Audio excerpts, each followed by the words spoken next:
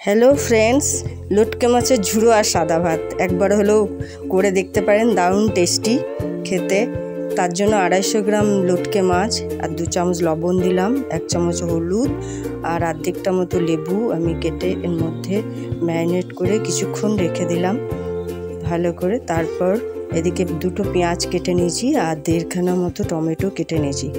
আর ওদিকে আমি কড়াইয়ে তেল বসিয়ে তেজপাতা আর তেল গরম হলে তেজপাতা, পেঁয়াজ আর রসুন বাটা, আদা বাটা, জিরে গুঁড়ো আর দিলাম লঙ্কার গুঁড়ো আর দিলাম চিনি আর দিলাম হলুদ দিয়ে মশলাগুলো কষিয়ে নিলাম।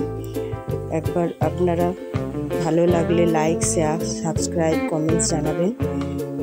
মাছগুলো ভালো করে কষতে কষতে দিলাম টমেটো দিয়ে আরও কিছুক্ষণ কষিয়ে নিয়ে দিলাম লঙ্কা বাটা দিয়ে ভালো করে কষিয়ে নিয়ে আরও কিছুক্ষণ কষিয়ে নিয়ে দিলাম ধনেপাতা কাটা আর দিলাম গরম মশলা দিয়ে বেশ কিছুক্ষণ কষিয়ে নিয়ে আমি এটাকে সার্ভ করে দিলাম।